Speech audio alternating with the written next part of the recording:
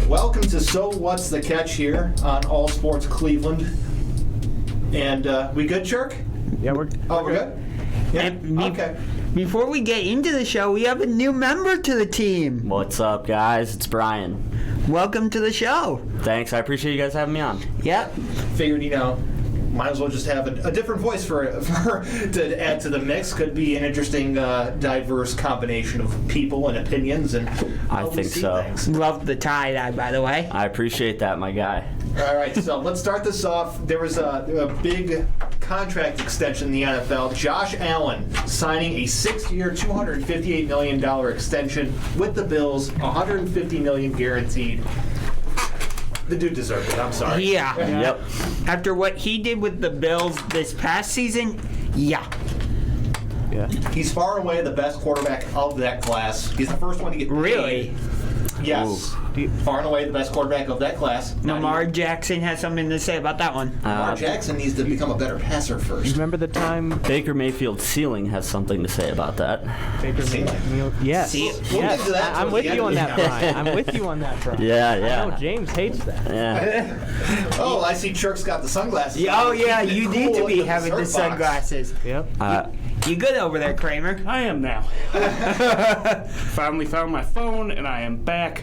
And Josh Allen, he's my guy. He's the guy I wanted the Browns to take number 1 overall in that I that did draft. too. I'm not gonna lie. I wanted him at the number 1 pick. I think he's, far and above as of now, the best out of that class. But I do think there's a couple people that have a high ceiling that may have something to say about that. And we'll get into that person right now. And that was a comment about Baker Mayfield, the potential This is something negotiations. This is something Baker said directly from a press conference. The quote was, "I'm not doing the negotiation, so quite frankly, I don't give a damn." I love it. From his perspective, he's right. He's not doing the negotiation, or should he? But let's be honest here. Let's take a look into a possible Baker Mayfield extension. What that might look like. What that might look like, because depending on who you look at, depending on who you talk to, you see different numbers and years get thrown around, and some of the numbers are eye-popping because they're way too much in my opinion. Yeah. What's Josh Allen's coming out to? 40-some million per year? I believe so. He's getting $150 million guaranteed. Right. I think it was like 46, 48 million a year, something like that. So obviously he's going to have... So it's close to 50. Right. So where do we put Baker if that's where we got Josh Allen is the question. And, how far below that 46, 48 million range is he worth 40 million?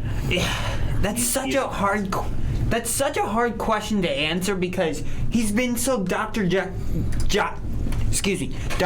and Mr. Hyde, where he comes in the 2018 season off of an injury by Tyrod Taylor, so that's an unfortunate way to come in to your first game. Team wasn't that good either. Yeah, I was actually at that Thursday night Jets game when Baker made his debut, so it was pretty incredible.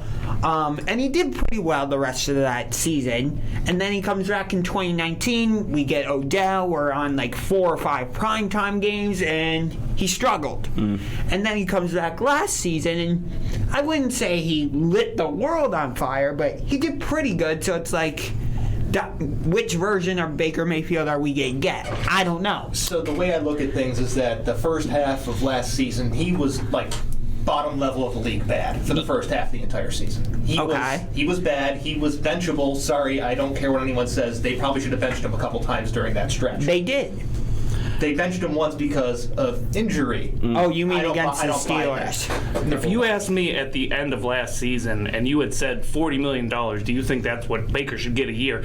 I would have scoffed, right? Right. And you're saying all the reasons why, because when you put together his body of work last season, it wasn't worth that. But with these new contracts coming out, I kind of see where Brian's going too, that can we really say $40 million a year is all that expensive anymore compared to some of these other new contracts? No, And you can't. That's a fair point. However, when you look at those other quarterbacks, you got to look at what their skill set is, what part of the offense they're responsible for. So for Josh Allen, I've used this phrase before, I'm going to use it again. He's what drives their offense. Lamar Jackson is what drives their offense. Patrick Mahomes is what drives their offense. Baker? Baker Mayfield is a passenger of the offense while the running game drives it. We're Yeah. not paying $40 million for a passenger of the offense. Yeah, I'm I sorry. agree with you on that one because if you look at like Josh Allen, for example, as you said, the engineer. Like he's the one throwing the deep balls to Stephon Diggs, and he can beat you with his legs. And say, it's kind of the reverse with Lamar Jackson. We'll see if the Ravens can evolve their passing offense, but you're right. Baker is just like, here's the ball, Nick Chubb, Kareem Hunt, go do your thing. Yeah, I don't see the problem with that at the moment. When you got a backfield as talented as that, I mean, of course you're going to lean on the running game. So I don't hold that against Baker. But I think one thing that Baker has now that he hasn't had before is stability. That's fair. And if you ask me, any season with Freddie Kitchens as your head coach, it's a wash. I mean, That's also I'm a fair sorry, point. but that year, I don't look at that year. I do think that the criticism of last year is fair. I think he did get off to a rough start, but I think he got hot at the right time and started showing flashes of what a number one pick should look like. Correct. And the only reason I asked $40 million, I don't think anybody's worth $40 million, but that's what the league is dictating. I mean, the market forces are where they are. He's somewhere to me between Josh Allen and, who's a tier 2 guy below him. Who else just got a big contract? Is it Dak? Yeah, Dak. Dak. Yeah, to me it's like, is he Dak range? Is he between Dak I have and... that next level below Dak. You think Dak is a tier above Ooh, Baker? you think do. Dak's Okay. a tier above Okay. Baker? Yes, I do. So Because who are again, your tier 1 quarterbacks? This list can go on forever, but tier 1 would be Tom Brady, Aaron Rodgers. Josh Allen has just entered the conversation. Okay. Okay, so Mahomes? Patrick Mahomes also in that conversation. Tier 2, you're going to have your Matt Staffords, your Russell Wilsons, your Lamar Jacksons. Okay. Tier 3 Russell is Wilson. Baker Mayfield, Ryan Tannehill, Jared Goff. So let me ask you about one of your quarterbacks, and we'll talk about him when we get to the NFC West segment. But why is Russell Wilson not in your tier 1? Because he's not an elite quarterback. He is a good Thank quarterback. you. He's not elite. How? Tier 1. I agree with you there. I think that the only thing I disagree on is I think that Baker and Dak belong in the same tier. I don't necessarily know if that's tier 2, tier 3, whatever it may be.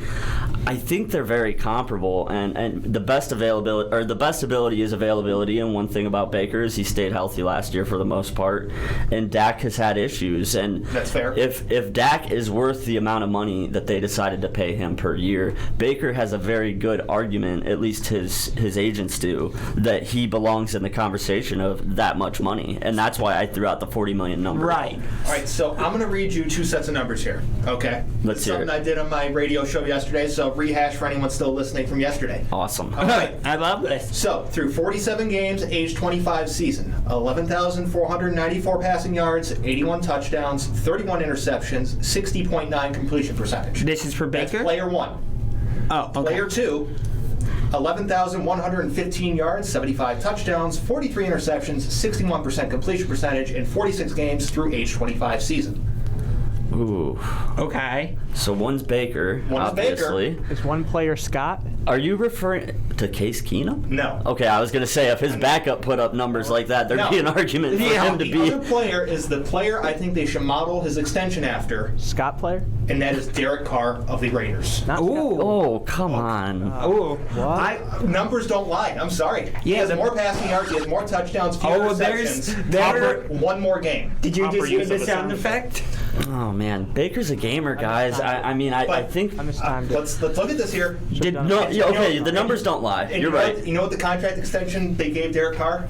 5 years, $150 or $125 million. Okay. So you Okay. think Baker belongs in that I range? think he belongs in that contract range. Now, I it's think the like- Browns would be I- smitten if they could get him for that I agree price. too. Escalate the numbers, increase them just a little bit because of time and the way things work, but maybe 25 becomes 30. Yeah. Okay, but he should be closer to 25 than 40. Brian makes a point though, right? Because we're getting kind of out into the weeds here, which is what you do on this kind of show. I get it, but when it comes down to this situation, what I'm worried about is the Baker Mayfield and Browns situation, the contract. When you go into these negotiations, I think the Browns really need to have their mind set on if they need to keep this guy or if they're willing to lose him. Because in any negotiation you go into, you have to know what you're willing to lose. So then then the question becomes, if you don't want to pay Baker that much, if maybe he gets that much somewhere else, what's your plan B? What's the next step? So, Right. I hope, there's smart people. I hope there's smart people in the front office thinking about this already. I mean, so here's the thing. Let's say they pay Baker $40 million. That means you're losing both OBJ and Jarvis Landry. And that means you're also probably going to be losing Austin Hooper. And so who is he passing the ball to? What we've seen is that he's not necessarily someone who's able to elevate those no-name guys up to that next level. That's He's true. also someone who is very dependent on the new offense they put in, which relies a lot on timing and schemed guys open. I love Donovan Peoples-Jones.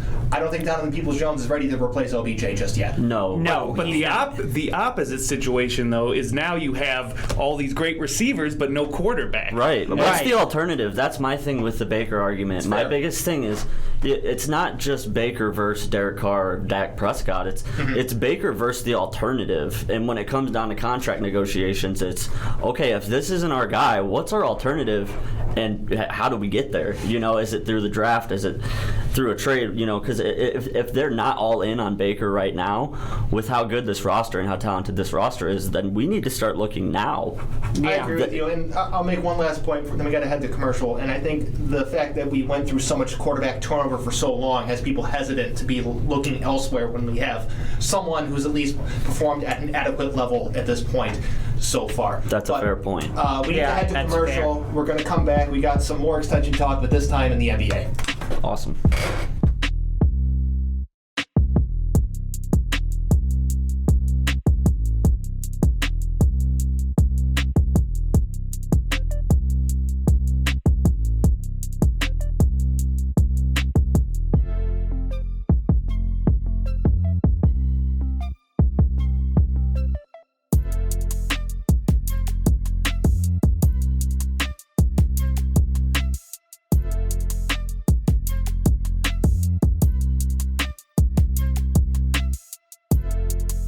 To the flagship home of Lake County Captains baseball.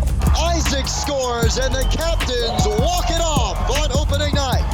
We are the talk of the land. AllSportsCleveland.com. Valley View, Cleveland.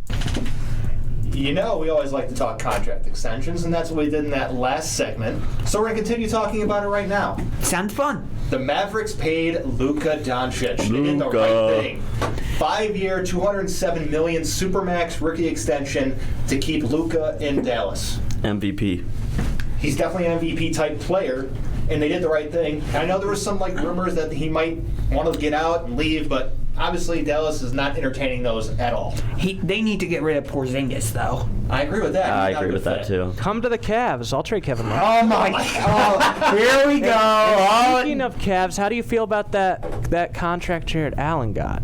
I hate it. Yeah, hate it. It's miserable. It reminds me of Tristan Thompson's contract. We just bought out. Tristan Thompson was We good. just recently bought out Drummond. But was he a max player? He wasn't, He but- was not a max player. He might wasn't, be the but- worst player to ever get a max I contract. let me say this. Did I love the contract that Tristan got? No. But did he earn it? Yes. Okay. Yeah, and that's kind of going back to what we were saying earlier, him versus the alternative type Right. deal. With what he did to contribute to that team, Right. That's a good point. But I hate the Jared Allen contract. It makes no sense with the fact that they drafted Evan Mobley, who's going to be their center in 2 years from now. Well, He's a small forward. He's not. He's 7 feet Yeah, tall. he's He is a not small 7-footer. forward. There's Dirk. I'm Dirk Dirk was a power forward then a center. Dirk. I don't think what Chirk is saying is that far out. I think Really? when you look at the stretch four in today's NBA and what those players are built like, is he huge for a stretch four? Yes, but the game is changing, and Yeah. that position is so important. And if he does grow into a guy who can knock down that outside shot, having Jared Allen at center, it works. Here's where I'll push back on that, because I get where you're going, because the Lakers, and we'll get into the Lakers in a minute or two, about how they decided to go against the trend of playing small ball and going big, but for the most part, the league is doing small ball and positionless basketball. So to me, it just doesn't make sense to have a Jared Allen who's a 7-footer and then Evan Mobley, who's also a Southern player. It doesn't make sense. I also disagree with you on that because I think centers are starting to make more of an impact in the NBA with the dribbling skills and three-point shot. Just because the Cavs load I up think on we're actually centers having every more year of an doesn't make that influx true. of the center position too. Just because the Cavs load up on centers every year doesn't make that true. No, Exactly. I'm talking about the league in general when you were talking about small ball. Who are you disagreeing with exactly? Everyone. Small ball? I mean, there's Nikola Jokic. You're not on an island by yourself, Nikola Trick. I know Jokic where you're going, and I. won the MVP. But Yeah, that's a fair point. Jokic won the MVP. He's not a. I mean, that's not what a center looked like in the '80s. You know, that's a fair different point. looking That's center. true. That's But then Jokic got ejected in Game 4 of their second-round series against Phoenix. Here's what I'll say about Mobley and the fact that they have Jared Allen already on the roster.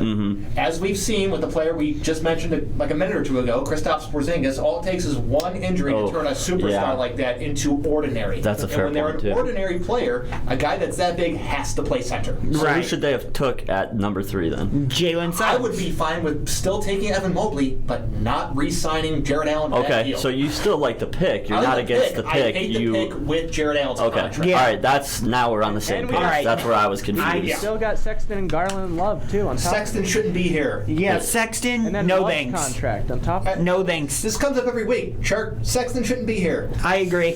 Yeah, I'm not a big fan of him. Back to Luka though, I think he definitely deserved that contract for what he's done. Like if he wasn't there, I don't think they'd be going to the playoffs. No. They wouldn't because that team stinks. He's the future of the NBA. I mean, when you look at with the Olympics just ending and how these teams started competing with the NBA, the international game is catching up to the NBA, and Luka being an international star, I mean, he deserves every penny of it and more because I think he's the face of the future NBA in my opinion. Really? I think I think he's young enough now and good, talented enough already, and he's going to see the longevity that.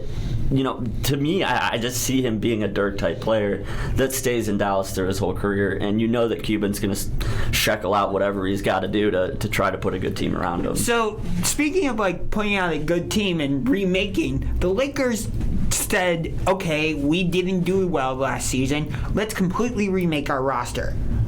What do you think of them adding Westbrook to LeBron and Anthony Davis? I personally don't like it.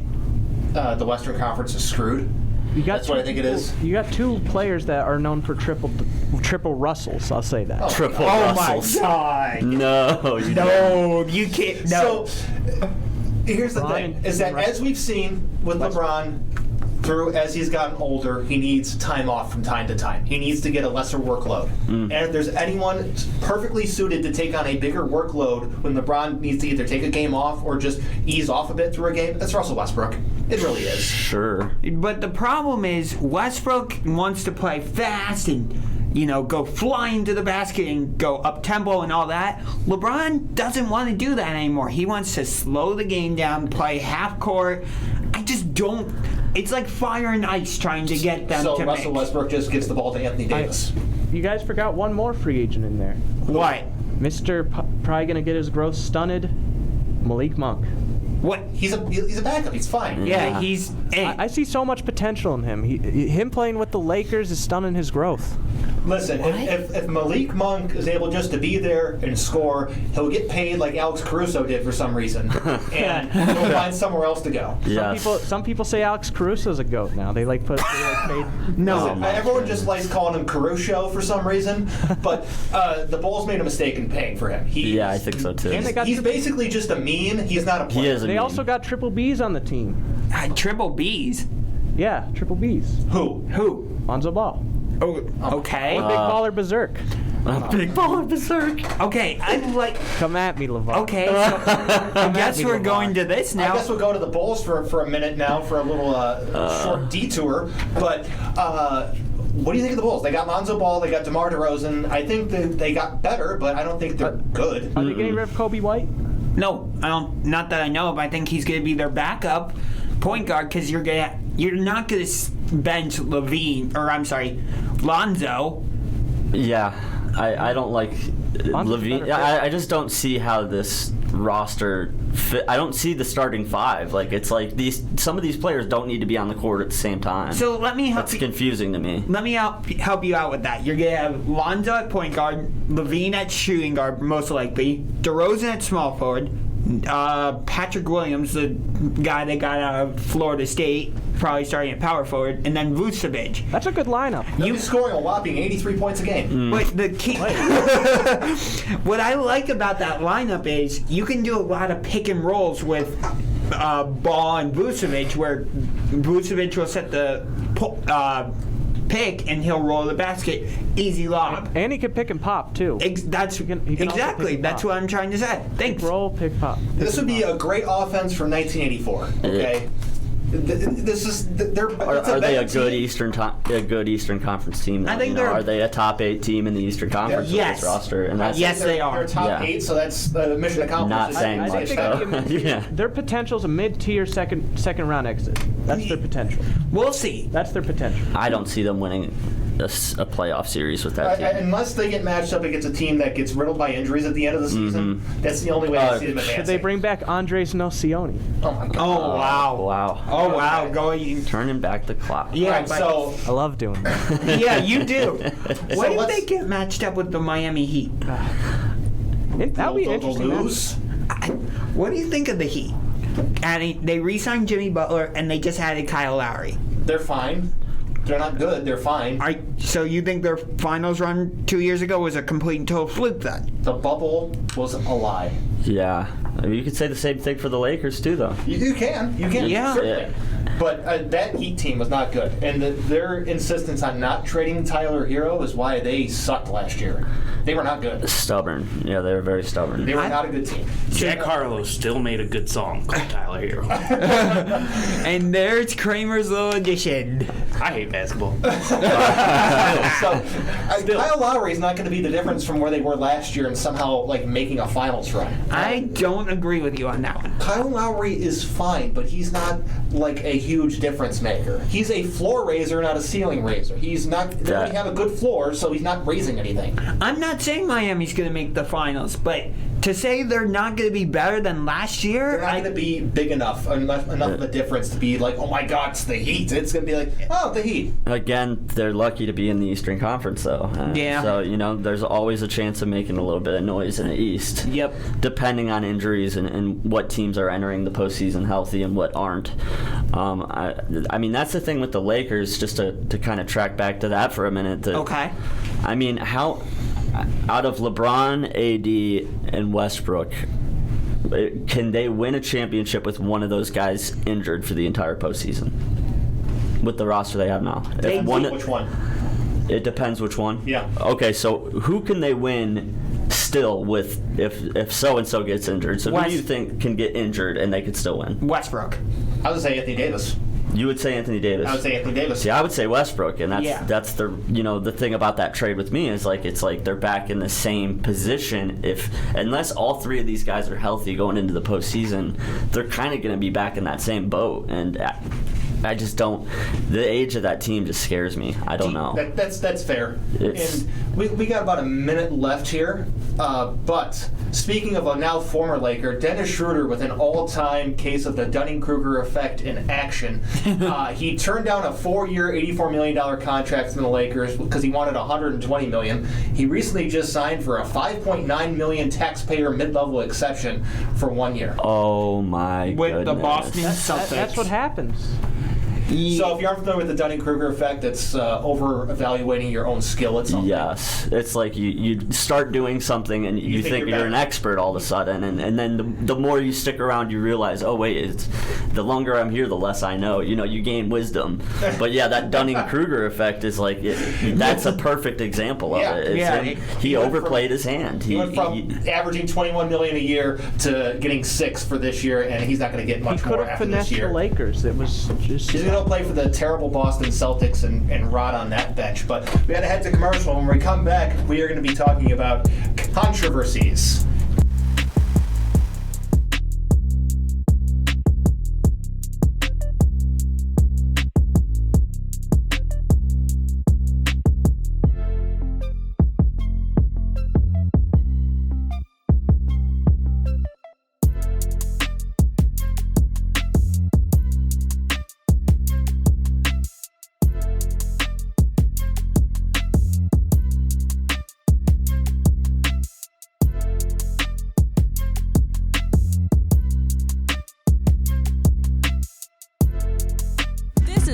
everyone's favorite season, autumn, from Triple Threat, and you're listening to AllSportsCleveland.com, the home of the NEO Christmas Classic. Welcome back to So What's the Catch here on All Sports Cleveland. And before we get into the controversy, just wanted to share one quick thing about the Lakers, which is I think they have a lack of shooting in terms of three-pointers. And this is interesting because when LeBron was with the Heat in 2013, they were playing the Spurs. Danny Green was playing for the Spurs. He set the record for the most three-point shots made in the finals. Fast forward to 2016, LeBron is playing for the Cavs. They're playing against the Warriors. Steph Curry breaks Danny Green's record, but the Warriors lost. So I just thought that was kind of interesting that the team LeBron was playing sets the record for the most three-point shots, but they lost. Right. Yeah, it's an interesting take on that, So for sure. It's like, does LeBron really want shooting? I don't know. I think it begs the question, too, does LeBron want to win another championship, or does he just want to put the banana boat together and just go out? You know, he's happy? It seems like he's very happy in Los Angeles. Yeah. I mean, is he to the point now where he's just like, I'm just going to get my boys together? Because he brought Carmelo there, too. Yeah, it's like, to me, it's like... this doesn't seem to me like he's trying to build a championship roster. Yeah. It seems to me like he's like just kind of happy with getting a team of his boys together and just seeing what they can do. Yeah. So getting into this controversy, a former Cleveland Indian, one of the better ones I would say, Omar Vizquel is in a lot of hot water. To put it lightly, he's a scumbag. Eesh. I'm not holding back on this. Total scumbag move. He has been. There's a report out there that he was alleges that he was harassing a bat boy for the Birmingham Barons, the AA minor league team. For what team? That he was a manager for. He was sexually harassing the bat boy, who also happens to be, I believe it's autistic. Yeah, he has autism. That's even worse then. Yeah. And apparently the bat boy said that Vizquel targeted him specifically because of the disability. I mean, that's what predators do, you know. It doesn't surprise me one bit. It makes the story even more disgusting, though, to know that, there's always a victim in these cases, but when a victim is so, helpless and taken advantage of, it's just like, I'm with you, he's a scumbag. I mean, and it gets worse and worse, like even more. The guy was like somebody that he thought was a friend, or he claimed like he thought Vizquel was his friend. Of course. He sat and talked to him a lot, like he specifically targeted him. And then at one point he claims that he came to him during a game, like in the middle of a game, went over and said to him, hey, I'm gay, and I like guys. So apparently the bat boy was like, oh, okay, I don't want to be with you, and I don't want to reciprocate that. Well, then further down the line, he exposed himself to him and forced the dude to wash his back, and the dude went and told the team managers about this, and they laughed at him and told him what happens in the clubhouse stays in the clubhouse. Wow. So man, the deeper you get into that, it's just disgusting, and it's more like, it's disgusting Omar Vizquel, obviously, but man, like the whole culture of it is disgusting. The whole idea that this played out and like people were okay with it. Is it the White Sox organization, the Birmingham Barons? Yeah, that's what I was asking before. The Chicago White Sox need to get out ahead of this thing and come out and make a statement or something, and somebody needs to lose their job because it's just despicable. But as a guy who, a kid who grew up loving baseball in the 90s that wanted to be a professional baseball player, I mean, that man Omar Vizquel gave me so much joy in my youth. But reading these allegations, I'm with you. I have no problem saying this guy's a scumbag, and I don't feel sorry for him in the least. I hope he gets the maximum punishment that's available to him. But what's crazy at the end of this story, there's actually not been any criminal charges filed yet. Why? I don't know. It doesn't say. It just ends the story saying no criminal charges have been filed against Vizquel in connection to the Bat Boys' claims, and he, meanwhile, he was fired 2 weeks ago, last week from the Mexican Baseball League's Tijuana Bulls. So Jeez. I don't know if that's an issue with like statute of limitations. Maybe the victim doesn't want to go forward and take it to court, but for whatever reason, he's not going to be facing, it looks like, criminal charges. So it looks like back in 2019 he was let go by the Barons for what I'm assuming is this incident which led to an MLB investigation. So it sounds like just the details are becoming public now about what has happened Okay. and all of the civil action that is going on with this. But either way, yeah. Okay, it does say that the Chicago White Sox did let go of Vizquel for that, but they have declined to comment any further on the lawsuit or anything happening. Gotcha. But just because he's not currently being, tried criminally, they're still, they can file a civil suit against him. So the victim still has other avenues that they can take to hopefully achieve some kind of justice from this situation. So, on a similar related story, the NCAA has handed Baylor football unrelated probation, fines, and after investigating a mishandled sexual assault. It says from the Score through the Associated Press, the NCAA Infractions Committee said Wednesday, so that's today, that its years-long investigation into the Baylor sexual assault scandal would result in 4 years probation and other sanctions. Though the unacceptable behavior at the heart of the case did not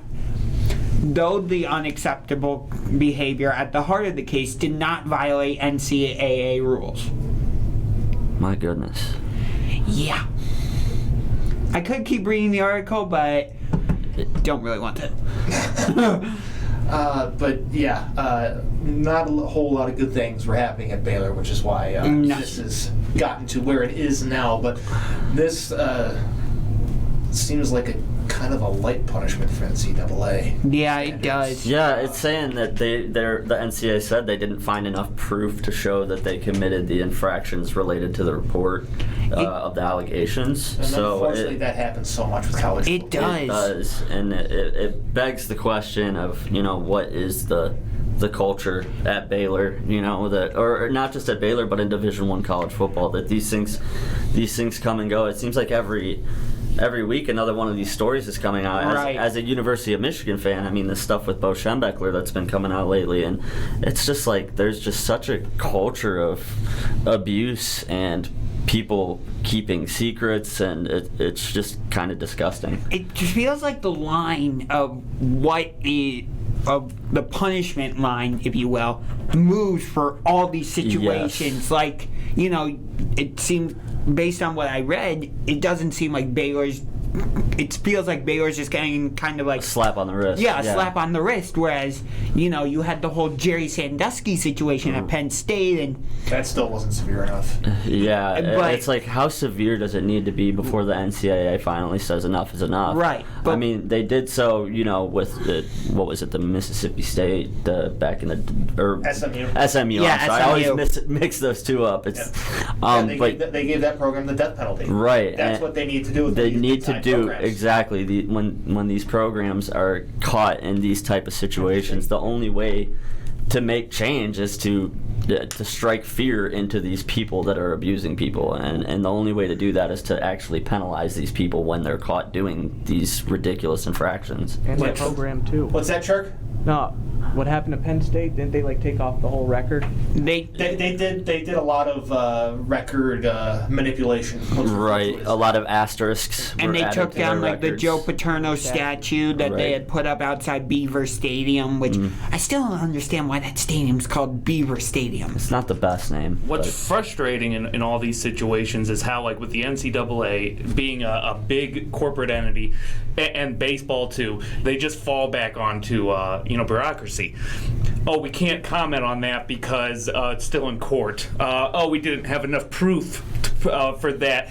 Man, you don't need enough proof. This isn't like a criminal proceeding. And at a certain point, like, you have to humanize and like just admit when you make these mistakes. Yeah. That's true. It's hard to remember sometimes that it's just football, Yeah. And these things are bigger than the game, Or you and they had- need to be treated as Right. such. You had the Louisville situation with Rick Pitino. I think it was Rick Pitino, right? Yeah, Rick Yeah, Pitino. yep. Yeah.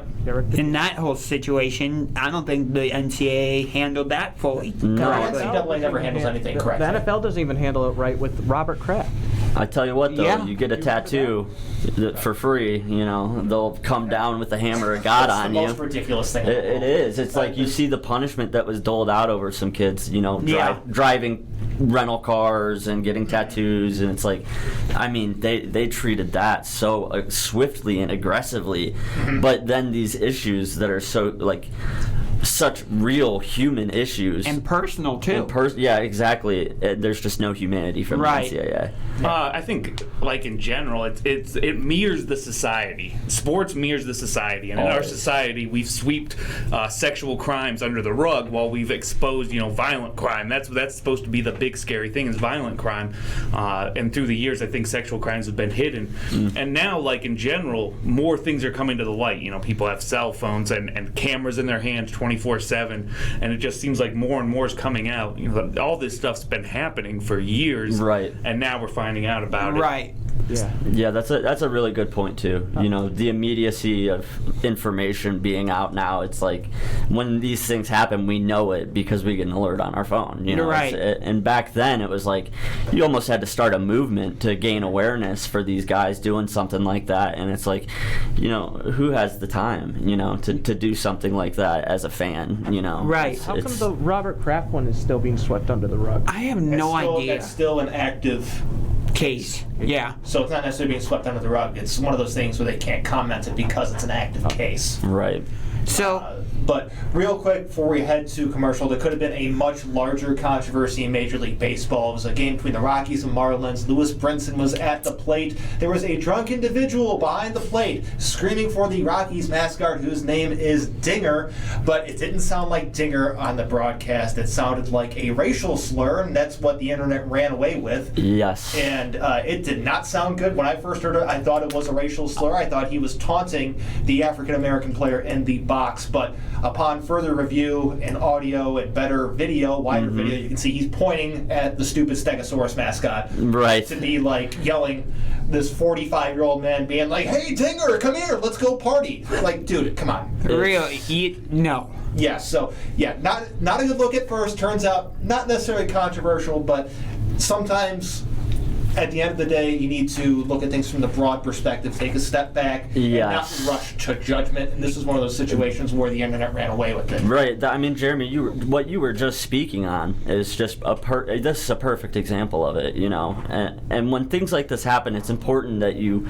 wait until you have all of the evidence in front of you to actually, go over these things. But we'll come back to that later. Yeah, that's a good point. But we need to take a little break.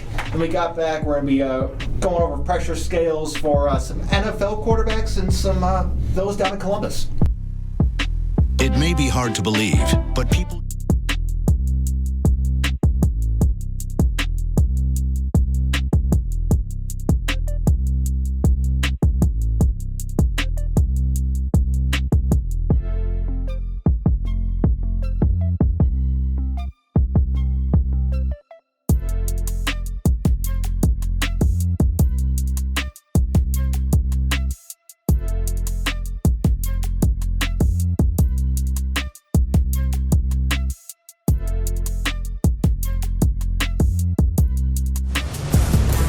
Listening to your exclusive home of the 2017 Barron Cup, allsportscleveland.com.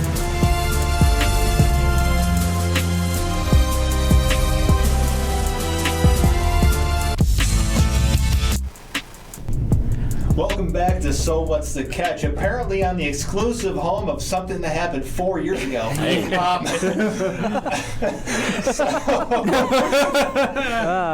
We need some new intros and bumpers and stuff. But we got some pressure in the NFC West. Josh, would you like to give us a quick rundown of how we're doing this? So this is a segment we did a few episodes ago for the AFC North, which we will revisit that division at the end, but we are going to start with the NFC West. So what I want you to do is rank the four quarterbacks from 4 to 1 on who is under the most pressure to succeed this season after what they did last season. Didn't we already do this? That was for the AFC. This is That for was NFC West. Yeah, NFC West this time. And we So- will be redoing the AFC North, but that'll be in a few weeks. So We're going to four go is the through. least amount of pressure, one's the most. Yes. Okay, low to high. Yep. Yeah, low to high. Low to high. Okay. Least amount of pressure. So you want to start then? Come back to me. Circle back to me. All right. You want to start with this one, Brian? We're starting with who do I think has the least amount of Yeah. pressure? 4-1. Kyler Murray, I'm going to put at number 4. Okay. Okay. Part of that is, when you look at Vegas's odds of, who they picking to win the division, they've got Arizona ranked dead last at plus 600 odds, not even close to the next, which would be plus 280 for the Seahawks. I just think that there's not a lot of pressure to win in Arizona right now, even with bringing J.J. Watt in. I just don't think that the pressure is there for him. I would put him ranked 4th. Okay. Who's your number 3? Number 3. You got. That's where it gets tricky. I mean, 3 through 1 is all really tricky. Russell Wilson, I'm going to put him and Jimmy G, I'm going to put them together. So those would be 3, both ranked 3rd. I think Stafford has the most amount of pressure. Let's put it that way, and that's the only one I'm really clear on. So I think that he's immediately has pressure on him to win and to win the Super Bowl.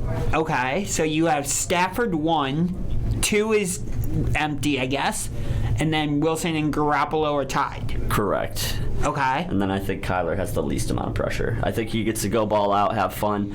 If they have success this year and make a little bit of noise and make a playoff run, I think that's great, but I don't think that anybody is demanding that from Kyler Murray right now. Okay.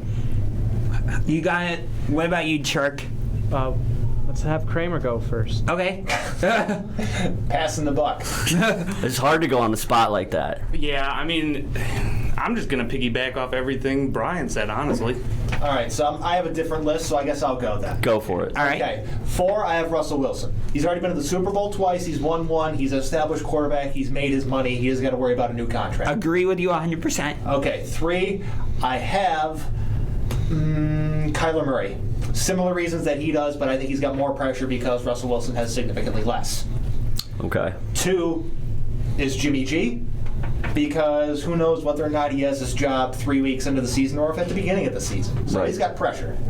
1 is Matthew Stafford. It's Super Bowl or bust for the Rams. They brought in Matthew Stafford for reasons because he's a much better quarterback than Jared Goff is. And I'm going to give you a bonus one. That's number 5. It's Trey Lance. He has no pressure no matter if he plays or not because he's a rookie. All right. Okay.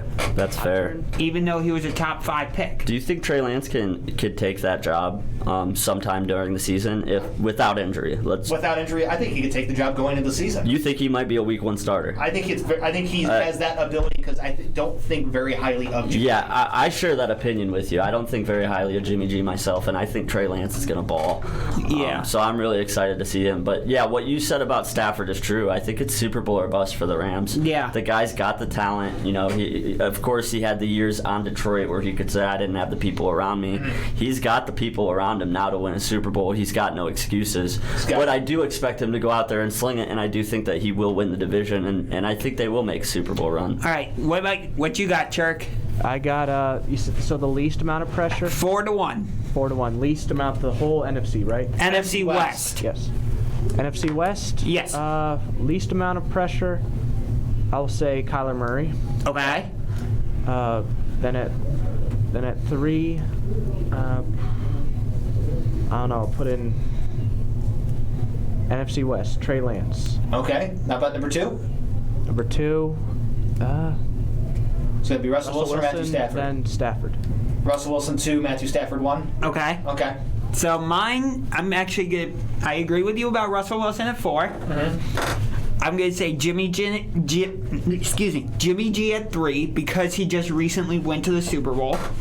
So I take that into consideration. Number 2, I'm going to say defense. Yeah. Number 2, I'm going to actually say Kyler. Okay. And then number 1, I agree with you, Stafford. Okay, so why Kyler at 2 then? Because we've already heard about Stafford. So Kyler, it's also partially because of Cliff Kingsbury. Okay. Because when he was at Texas Tech, he wasn't that great as a head coach. We all agree on that for the most part, correct? Sure. Good looking cat, though. He's not a good coach in the NFL. Exactly. So, and Kyler's had flashes of being good, but I haven't seen it consistently enough. Like, yeah, he had the Hail Murray, but I just haven't seen him put it together enough. So I want it, and he's got DeAndre Hopkins there now. He has AJ Green. He's got other solid receivers. The corpse of AJ Green. True, because whatever he had left was taken out of him by Andy Dalton in Cincinnati. Why is it a lot of Arizona players get a lot of players from Cincinnati? I don't know. It's interesting. Jermaine Gresham, remember him? I don't think there's income tax in Arizona. Oh, okay. That makes perfect sense. So, Church, you said you had Russell Wilson too, correct? Yes. What kind of pressure do you think is on Russ this year? Russ, I just think, just like the fact there's like some contract disputes. Looming. Yeah, talking to the mic, jerk. you got Contract disputes from earlier, and just like the relationship is souring with him in Seattle. A graduate of the Ohio Media School. Talking to the mic, jerk. All right. K-Man, come on. I got nothing for you. Yeah, nothing? I'm right there with Fraley. Why do you keep slamming the table? Because I like slamming. Does any Browns fan remember Hank Fraley? I do. Yes, I do remember Hank Fraley. That's my dad. Are you being for real? Yeah. Real? Yeah, that's my dad. I never told you guys that. Let me look. I'm kidding. It's not my dad. No. Are you related to him at all? No, not in any way. So, to a certain extent, I get what you're saying about Russell Wilson, because, there's... Oh, my Lord. Because there was that brief period of time where it sounded like he was going to get traded maybe, and he was saying, I want to go to these teams, and then he comes out later. Is this one of the teams? So are you saying that Russ put the pressure on himself a little bit? Yes. Okay, I can agree with that, because I was more along with what he was thinking about. He's been to the Super Bowl. He's done it. Right. He's a Pro Bowl, All-Pro quarterback. Right. He doesn't have much left to prove. Right. I don't. But based off of what you're saying, I like that angle. He has a lot to prove to himself. Right. I don't dispute any of what you're saying about Russell Wilson, because that's all factual and all that. He should have 2 Super Bowl rings if Pete Carroll had said, hey, let's hand the ball off to Marshawn Lynch. Yeah. Or if Russell could have also scrambled. He could have scrambled. There's a much longer and more detailed story that I can share with you about that off air, about why that worked.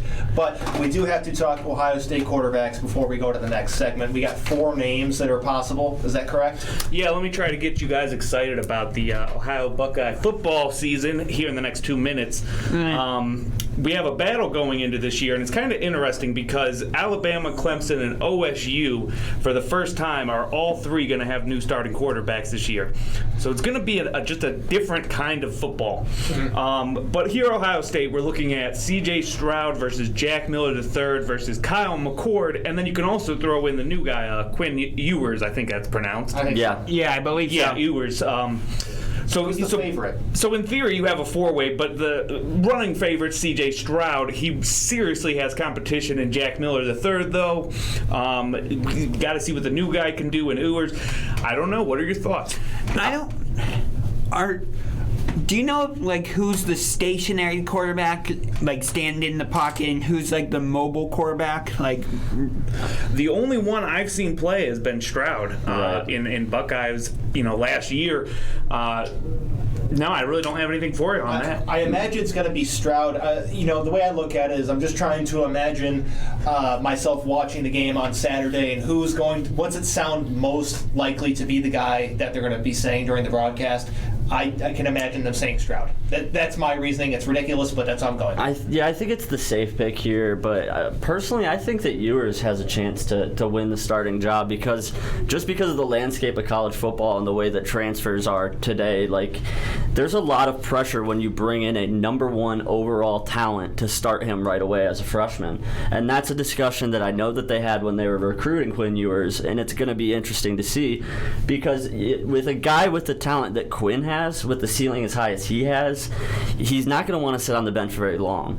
So I do think that Stroud is the likely front runner to win the job this year, but I can also see Quinn Ewers taking that job from Stroud a lot faster than a lot of Buckeye fans may anticipate. Your point is totally valid about, he was a number 1 recruit, so he's not going to want to sit on the bench. Do you think that Ohio State could use him like how New Orleans uses Taysom Hill? Oh my God, please no. I think that sort of gadget system, it just hasn't really historically brought anybody good. That's a move you make when you're desperate. Yeah, that's a desperation move. That's a desperation move. A couple more things to look into as we go into this season, though. Ryan Day has yet to lose a game in the Big Ten, and this last year made Ohio State the first team to win 4 straight conference championships, so I do think there's a lot of pressure on them as a team, but we do have to hit a break. What do we have on the other side? On the other side of the break in hour number 2, we got combat sports and everyone's favorite segment, Random Cleveland Athlete of the Week. So stay tuned for hour 2 coming up in a few minutes. 7,000 high school students.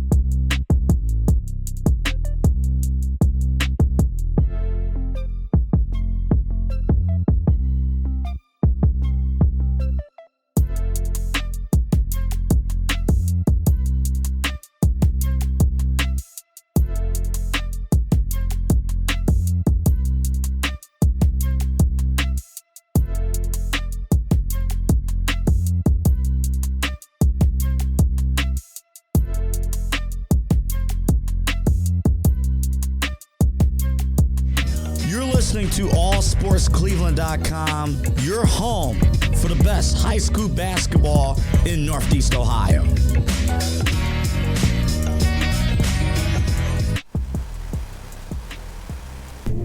Not only are we the home of something that happened 4 years ago, we're also the home of all the best high school basketball in Northeast Ohio. Yes. Hey. Welcome back to So What's the Catch in All Sports Cleveland. This is hour 2, and I am just roasting the bumpers underneath. Yeah, you have me listen to these bumpers now for the first time. Like, I don't understand how we've been doing this show so long, and I've ignored these. I'm catching everything like every time now. Hey, this means there's going to be some more evolution to this show. Yeah. That's what that just said. Jerk, I want to see you make new bumpers. I want to see what your mind puts into them. Yes, we want they're going to be interesting. They're going to be kind of maybe a little out there, maybe a little weird. Let's get weird. I'll be like this. I'm Chirk Berserk.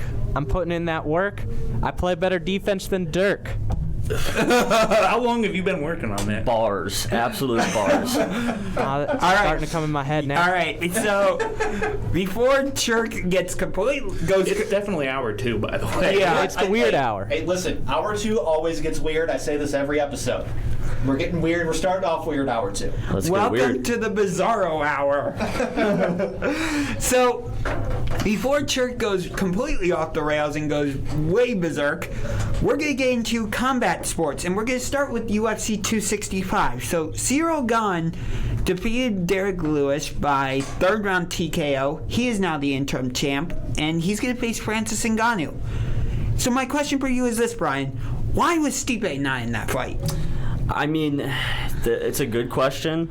I think that obviously Stipe has a say at the top of the heavyweight division in UFC right now. I think he might be holding out for that John Jones fight. I think that he really wants that fight. I think that the UFC really wants that fight. And I think that may have been part of the reason why we didn't see him in action, is because he's waiting for that matchup. And I think that the matchup that this creates between Gane and Ngannou, I think that the winner of that match sets up nicely for Stipe. Yeah. And I think he's going to be chomping at the bit to get the winner of those two. So I get what you're saying, but at the same time, it feels like this was a slap in the face to Stipe, because he set two things. One, he set the record for the most heavyweight title defenses. Yes, yeah. Thank you. Yep, no problem. With 3, and then number 2, when he beat Cormier in their second match at 241, guess what happened? Right away, Cormier gets the automatic rematch, and that sets up the trilogy. Right. That didn't happen with Ngannou. And they were after 260, Ngannou and Miocic are tied 1-1. So Miocic should have gotten the automatic rematch, right? Yeah, logic would dictate that that's the way that it would work, but logic doesn't always win when it comes to these matchmaking things in the UFC. Sometimes I don't understand why Dana White makes some of the decisions he does. Like, why would you trade Demetrius Johnson for Ben Askren? In hindsight, that's an awful trade. I mean, Ben Askren had a lot of potential. He's an absolute stud wrestler, and they were really excited to get him over, but that obviously hasn't panned out well. No. But that's a discussion for another day. Wait, what were you saying, Chirk? No, I was about to say I think it was from the Paul fight why he did that, and I think Ben Askren would have been good in the UFC in 2008.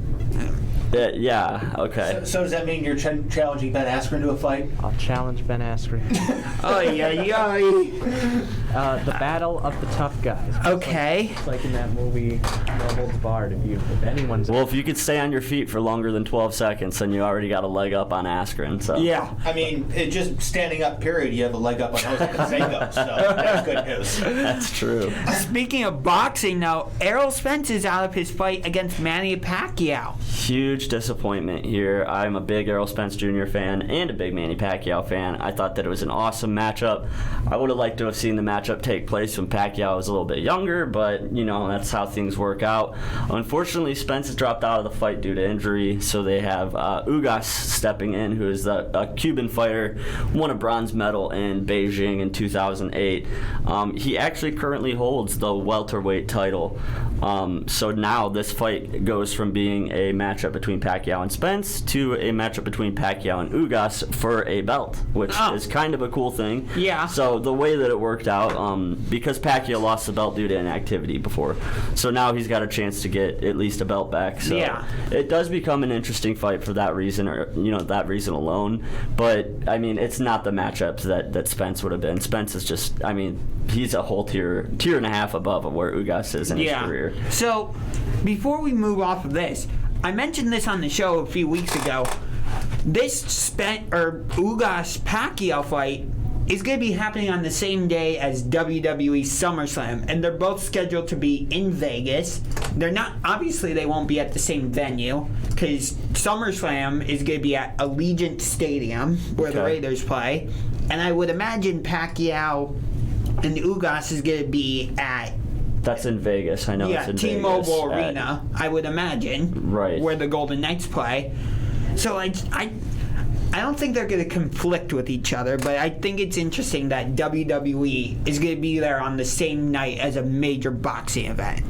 Yeah, and unfortunately, I think that the WWE is probably going to have a lot better numbers than this Pacquiao fight's going to have. I think once Spence was dropped out, people lost a lot of interest in this fight, which I don't think is necessarily fair, because I do still think it's a good matchup. Yeah.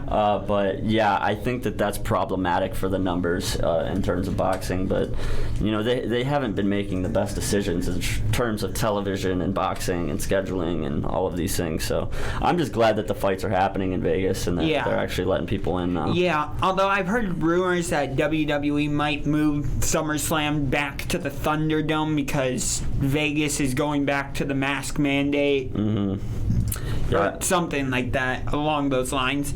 And, You said the Thunderdome? Yeah, it was a thing WWE did where fans came in virtually. Oh, yeah. Yeah, I did it a couple times, actually. And then Vasily Lomachenko, he's in advanced talks for a lightweight fight at Madison Square Garden on December 11th to face Richard Comey. I'm going to tell you right now, that's going to be the return of Vasily Lomachenko.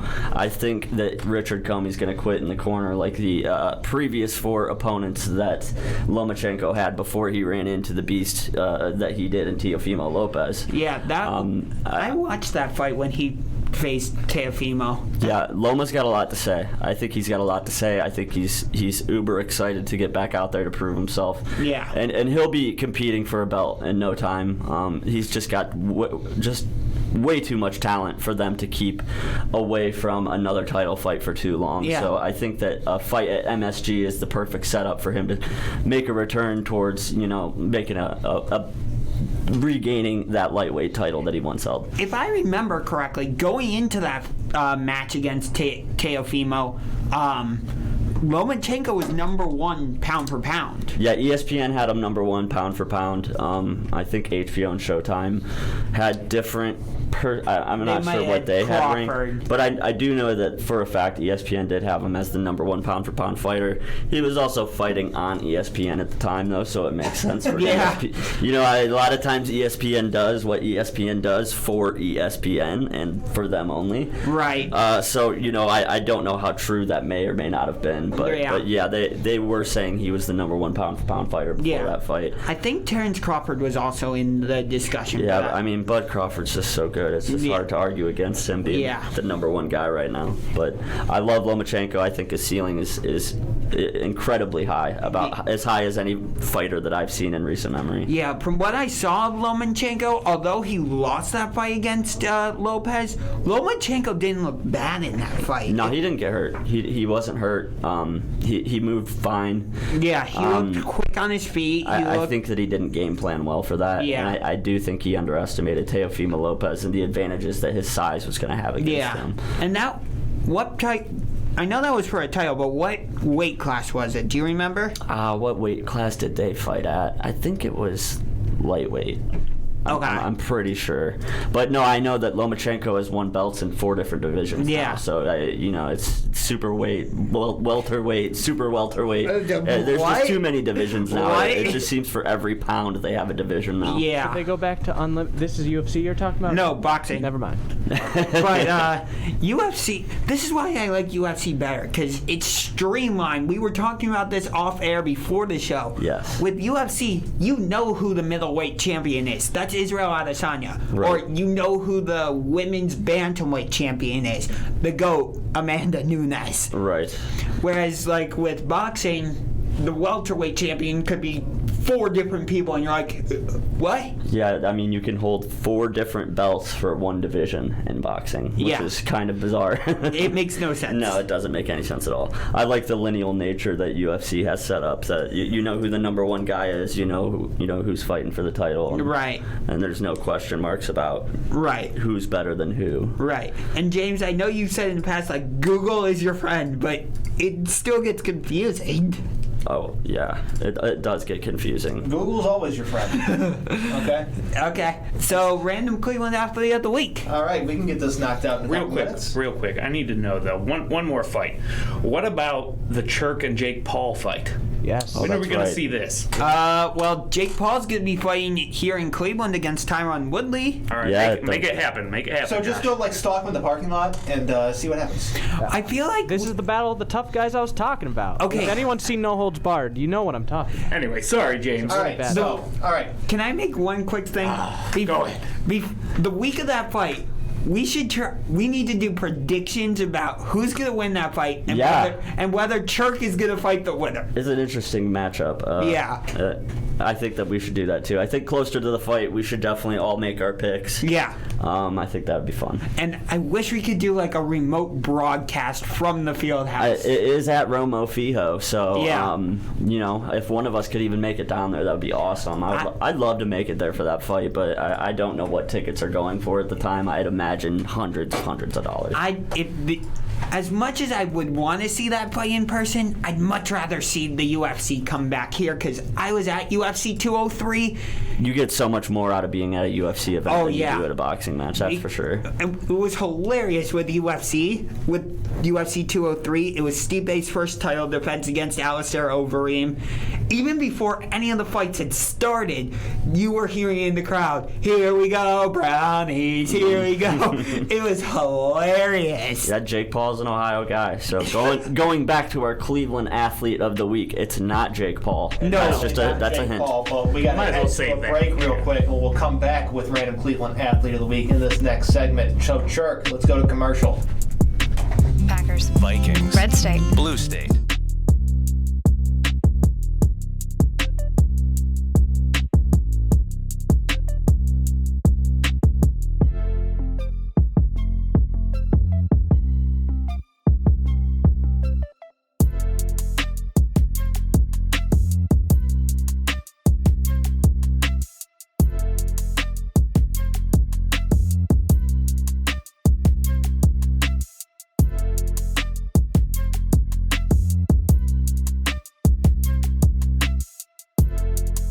everyone's favorite season, autumn, from Triple Threat, and you're listening to allsportscleveland.com, the home of the NEO Christmas Classic.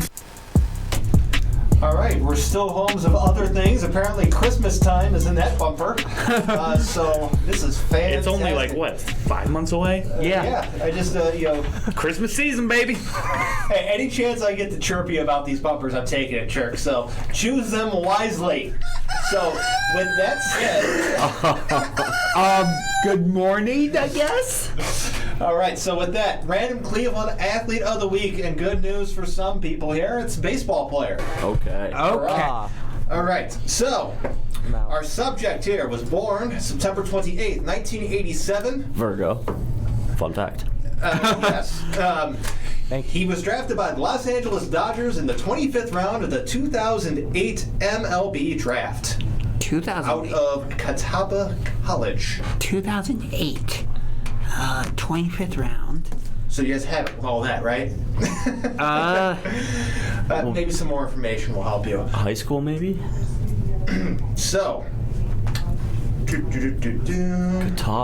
Catawba, Mexico. He was born in Middletown, New York. He went to Smithfield Selma High School in Smithfield, North Carolina. He was an outfielder and first baseman. Outfielder. Andre Ethier? Did Andre Ethier ever play for the Cleveland Indians? Oh, no. so this isn't someone who's from Cleveland. No. It's just someone for. So Are you talking on a about Cleveland team? Okay. Travis Fryman? We are not talking about Travis. Richie Fry- Sexton. Not Richie Sexton. I will give you some more Travis information. Hafner. Not Travis Hafner. I believe Travis Hafner actually was the manager for the Notre Dame college baseball team at one point. Shout out to my Falcons. We've had a lot of third baseman platoon in the outfield too, so that's not that good of a hint. So he played only 156 career games. 50 of those were with Cleveland in 2015. 2015? 2015, so he played a third of his career in 2015 with the Indians. And then we traded. That's the second most amount of games he played with one team in one season, the most being the Dodgers in 2011. It was 61. Okay, 2011. Who was that third base? Who was it? Was that? No, it wasn't. Dodgers? He appeared in right field, first base, left field, DH. And that is it. He played one game at DH, 7 in left field, 11 in first base, 32 in right field. Shin-Soo Choo? Yeah, I was Not Shin-Soo Choo. He played more than 50 games. Yeah, he's played a lot I more than know, 50 that's games. true. I was just gonna I'm guess. just reaching That's for my anything girlfriend's right now. favorite name of any sports player ever. 2015. Cocoa Crisp. Yeah, she calls him I Can Chew. 2015. Played for the Indians at third base. He did not Giambi? play at third base. He played at first base. Oh. Giambi? No, Not Giambi. No, He only played 50 games. Giambi was with us in 2013. Yeah, I So know. 50 of his 156 games in his career were played in Cleveland. So he only played like a full season total. Not even. Right. Yeah, not even. This is really obscure, isn't it? I tried to make him obscure because that's He's. That's how you- I make that's him how it's difficult done. That's the point of the game. to see how well you remember. Andy Marte? It is not the now deceased Andy Marte. No. No, it's not. Is it Grant Wistrom? No. Not Casey Blake, because we traded him in That was way long ago, yeah. in like 2008 or something. I don't know if James knew who that was. What? Who was that? Could we get some more hints, sir? He finished his career playing for the Chicago White Sox the following year, 24 games for them. And during his time in Cleveland, he slashed 236, 286, 390. He walked 9 times, drove in 19 runs with 4 homers, a triple, and 5 doubles. Played for the White Sox, not Canerco. So Dodgers did not play in 2013 in majors. Tampa Bay Rays in 2014 in 12 games. 2015 for the Indians, 2016 for the White Sox. Piazza? No, it's not Piazza. You're going way back. No, Piazza. So, this cult hero, fan favorite for a short period of time, whenever he did something awesome, you could hear the fans in the stands chanting, Jerry. Jerry Hairston Jr. No. Jerry. What? Jerry Porter. I gave you his first name. Jerry. Wow, Jerry. This is obscure. Okay, it's not Jerry Hairston. Who else? I'll give you guys one more minute. Jerry. Think of the 20. I remember the Jerry chant. You remember the Jerry chant? I remember the Jerry chant because I remember getting rowdy for that. That was funny. Jerry. But I cannot remember the guy's name for Yeah. the life of me. I I can remember being in the stands and doing the Jerry chant. That's gonna drive me nuts. All right, so that'll do it. But the answer is Jerry Sands. Jerry Sands. Oh my Lord. Jerry Sands. I was so frustrated because I knew that was the year that I had snuck the radio into the hole in prison, and I listened to it. I listened to the whole season because I was in the hole for like 4 months straight, and we won't talk about why, but I was in like a 4 month straight stint, and I had this radio, and I remember Jerry Sands now, but man, that was a tough one. Touche. And Touche. your hints did get progressively better too. Yeah. For sure. You start off obscure. Yeah, you gotta. All I right. like that segment a lot. That's So fun. nobody gets that. We should have made a standings board for this segment. Darn it. Anyway, so we're gonna get into some general football discussion. General football? Yep. Yes. GFD. A salute to you. Porter? That's my whole thing with YouTube. Follow Unger subscribe to Unger to the Max This today. is not the time for plugs. All right, let's all do it right now. Shameless self-promoter, you. Let's do them all. He does it on our show. This is that show. This is our show. That was, and what was that? Like, you just tattle on me. He does it. Hey, nobody likes a rat. He knows better here than anyone here. Yeah. Okay. No one likes us. All right. So we start off on a bit of a somber note as the great Florida State head coach Bobby Bowden passed away at the age of 91 on Sunday from pancreatic cancer. So may he rest in peace. The Georgia coach? Florida State. Or Florida State? Yep. You gotta remember all those Bowden Bowls back in the days where he pretty much just beat up his kids. Pretty much. Yeah. I think he went like 5-4 and 9 Bowden Bowls. But, Yeah. So shout out Bobby Bowden for beating his children as a coach in football. So may he Relentless. rest in peace. Yeah, R.I.P. Bobby Bowden. That's a big loss for Florida State. Yeah. So the NFL is cracking down on taunting. 1 penalty equals 15 yards. What was that? I'm sorry. I don't hate think he's a this fan. rule. I hate this so much. Go on, finish. I'll let you 2 finish. penalties equals an ejection and a possible fines. Oh, it's slowly coming back. That's No what Fun the League. rules. I mean, they call it the No Fun League for a reason. I love. I got a scenario for you. Are you ready? Let's hear it. Hollywood Higgins? No. What? That's not a scenario, that's a name. That's a name of a Yeah, person. They get a fine for that. What? What are you doing? When they were doing the camera thing when they won. Okay, you were trying to do the camera, but you're doing the Zeke Elliott eating cereal thing. Yeah, that looked more like Zeke Elliott. Okay, so the Colts, Carson Wentz is out. They might be going with Sam Ehlinger. Let's say someone sacks Sam Ehlinger, they give him a horns down. Yeah, that. Ooh, okay. He's gonna get a penalty for that. That is a taunting penalty according to the new rule. So. Yeah. I just don't understand is they finally loosened up on the touchdown dances and everything, and it's like everybody in the world wants more lenience on players being authentically themselves. Like we want players to express themselves, and I mean these guys wear helmets. We don't know what they look like. If we walk by them on the street, we might not recognize some of our favorite players. Right. So letting these guys do these things that they do on the field helps. It helps their brand, and it helps us as fans to identify them. And it helps their personality, too. Yeah, it's just more fun, and this is just the NFL saying we're having less fun. Let's have less fun. Just Roger Goodell being Roger Goodell. And so how many times will the Browns be victims to this season? Over under 3.5. God, do you think it will happen because of the Hollywood Higgins Hollywood? I mean, between OBJ and Landry, neither one of them can catch a first down pass without doing the whole first down. So I don't think taunt. So I think if it's directed at someone is what they're defining taunting as. But I can think of one person and one person only. That's if he makes the roster. Mr. Tweets to tackle ratio himself, Mac Wilson. He's got taunting penalty written all over him. Yes, he does. He does. You know, this new rule might be, if you take that into consideration, that could be a reason now to get rid of him. I mean, a reason to get rid of him is that, he's Mac Wilson. He's Mac Wilson. New rules. Should we bring back Dwayne Rudd?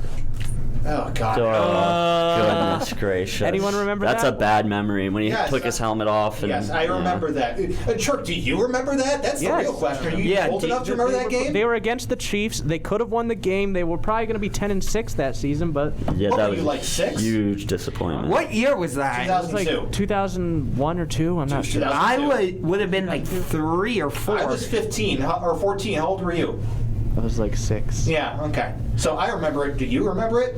I don't. You remember it. It was on TV. But you were 6. But going back to what you were talking about, Brian, with the whole, like, we want to enjoy them as fans and all, and getting to know their personalities. Do you remember the game? It was a Sunday night game. Buccaneers Cowboys. Zeke gets the touchdown and he jumps into the Salvation Army That was bucket. All-time great celebration, in my opinion. That was one of the funniest celebrations I've ever seen. Yeah. I mean, it's just so much fun when you see these things, and it's like, yeah. And the taunting. I mean, I understand that they don't want guys to be disrespectful and what have you, and they want to be a good example for young football players. But these things, like, you got to let guys. I mean, we want them to be excited to play. At the end of the day, like, sometimes we think of them, and it's like, oh, well, they're making millions of dollars. You know, I don't feel bad for them at all. Yeah, we don't want to think that way. You know, I don't want to think that way as a fan. As a fan, I want to believe that everybody wants to be out on that field having fun. Yeah. And for the guys that do taunt a lot of those guys are the ones that, I mean, they're the football guy. They're the loudest person in the locker room. You know, they're good leaders. It's just, I don't know. It just seems counterproductive to me. It feels like a step backwards rather than a step forward for the NFL. Yeah. This isn't the 1960s anymore, right? Like, right. As I said earlier, sports mirror the society, and we've like kind of gotten to the point where, taunting and just kind of having like a big ego and being a big personality is more acceptable. I feel like this is kind of an indirect shot at Juju, because remember before pregame, like, he would dance on the. But that's not during the game, though. So the way I see it is that this is old white guys in charge, remembering nostalgia of Barry Sanders scoring a touchdown and handing the ball to the ref. That's what they want everybody to do. That's all this is. This is back in my day, Barry Sanders would score a touchdown, hand the ball to the ref, and hey, go to the bench. There's nothing wrong with that either. Like, you want to see guys like that too, but there's got to be a place for both of them. Different strokes for different folks. Exactly, and I think that was great. I really loved that about Barry. All right, Shirk, take us out to commercial here. Well, what do you got before commercial, though? Yes. So before commercial, I was thinking that how they have the new celebration rule. I think might as well just make the celebrations just like Blitz the League, the video game. If anyone's seen that, I prefer that. Didn't they like? Oh, God. I don't know what the celebrations were like on that obscure video game. Weren't they game. Incredibly ridiculous? Yeah. Yeah. So those aren't going to happen. Great video game reference. Yeah. It's the League too. If you look for video game references from 15 years ago, Chirk Berserk is your man. And speaking of video games, real quick, Madden should stop concentrating on celebrations. Make a good game, but celebrations in the league, keep them going. Have you guys played that new game, Streets of Rage? No, but we have to head to commercial. Chirk Berserk, take us to commercial. We come back with some baseball talk. What are you going to do with your Streets of Rage is a 30-year-old video game. You could junk it.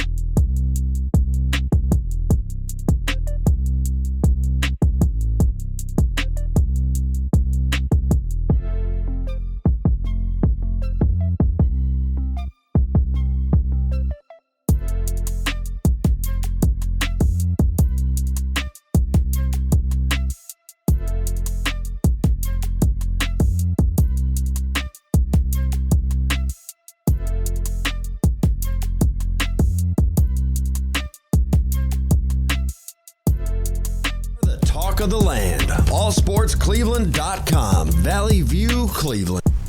I didn't know about that. Wait, what? I don't know. Hey, we are back on the air. Some off the air chat that got pretty interesting. Yeah, that was a little bit of tea just being spilled. Oh, man. Yikes. Anywho. Anyways, we'll talk about that off air again, but We're coming back here. I don't know what out-of-date commercial you played to bring us in this time, but I'm sure it was. Shame on you. I don't know. Shame. Here's the shame symbol. What's wrong with me DJing here? There's nothing wrong with you DJing, but you're playing stuff from 4 years ago, man. It's not his fault. That's what's on the system. What's on the system? Well, go down the hall, record all new bumpers, get back here. Come on, man. Hey, next week I want chirk bumpers. I want at least one chirk bumper next week. Yes. We're all in this together, right? Yeah, I will make a bumper. If you make a bumper, I will make a bumper. Hey, we'll all make a bumper. I just expect yours to be out there and weird. Deal? I will try my best to make Deal, it. chirk? That's the deal. Yes. All right. And I will make the intro. All right, sounds good. All right, but let's start this off. Baseball talk. Fun game on Thursday. I'm glad the Indians game's at 1 because I can focus all of my time watching this. 7:15 on Fox. Field of Dreams game. New York Yankees, Chicago White Sox. They're even wearing old-time uniforms. I am excited. I am so excited for this game. Magic, pure magic. Do you think that this will become an annual thing, or is this just a one-off? It should become an annual thing. Hey, This would be cool. sorry to break up the love fest, but I hate it. Why do you hate it? I don't know. I think it's cheesy. It was a great movie. I feel like it's a cash grab. I don't know. I don't like it. To me, I understand what you're saying, but there's 162 of these things. Yeah. You got to make one of them interesting. To me, anything that adds a little bit of pizzazz to a regular season game is a good thing. But jumping right to a movie, like they haven't even. There's, you could take baseball overseas still. You could start having games like that. Sure. There's other promotions I just think you would go to before you go to a movie. You do know how nostalgic that movie is, right? I just said it's a great movie. The thing I say is that what you're going to get is you're going to get people that really even care about baseball to watch this baseball game because of that movie. That's the thing. So if you're going to drawing in that audience, so it's a baseball game, but they're be like, oh, I like that movie, and you're going to get people that maybe aren't necessarily hardcore fans be like, oh, they're playing at the Field of Dreams Stadium. That's awesome. I'm going to watch that game. Well, they're not playing exactly at Field of Dreams. It's right next to it. Right. Yeah. Can I have a basketball game there? If they can get Stop bringing up basketball. It's a great movie. If they can get that, then the Indians should have been able to have Charlie Sheen throwing out the fastball game 1 for the World Series. I'm just saying, like, if we're going to go for one movie. To play devil's advocate here, though, because I know that there are other opinions on this. I love it, personally. I love it, too. The Field of Dreams, it's an older movie. Baseball, one of the biggest problems with baseball is getting a younger audience to tune in and tune in more attentively. So in terms of what Jeremy was saying, there are a lot of alternatives that maybe would have been more topical, that may have been more relevant to today's society. I love it because I'm 31 years old. I loved the movie and everything feels good about it to me. Right. But I can see where people would be like, Field of Dreams, it's an old movie, who cares, blah. I get it. I get that. So I'm with you. And you just brought up a good point, which is a perfect segue, honestly. And it's getting that younger audience. Yeah. Okay. There is a report that came out that Major League Baseball is possibly talking about partnering with Barstool Sports for some future broadcasts. That'd be like 5 middle-of-the-week broadcasts, so not even like primetime games. There's been lots of pushback, and I understand because Barstool is problematic. They've done things that are not good and things that I don't agree with, but you know what? If there's one thing that they are good at doing, it is getting that youth audience that baseball has tried and failed repeatedly to capture. If there's an outlet that can drive a younger audience to baseball, if Barstool can't do it, nobody can. I'm with you there. Yeah, I'm with you, but the thing, I mean, MLB is even trying to do like live games on YouTube, and that doesn't. That's a mistake. First of all, the streaming YouTube only, Facebook only games are terrible. Yeah, I agree. They're the absolute worst. Not well produced at all. No, every single time that the Indians have been on, I'm like, I guess now I'm watching the game today because the stream always cuts out. Right. Yeah, but Jeremy, you're going to say something. Go ahead. I was just thinking, I've missed so much, and I've brought this up a lot. I don't know a lot about Barstool Sports, so for people like me, the casual listener, what are the issues with Barstool Sports? This is obviously like a bigger... Yeah. It's a bigger independent news outlet. It is owned by Penn National Gaming, which is a gambling corporation. So there's already some issues with that. But there's been lots of problematic things they've said, whether that's misogynistic comments or even racial things that have been said. and we'll leave it at that. You can do your own research to find out the specifics if you would like. But a lot of it's political. You know? A lot of it is political because.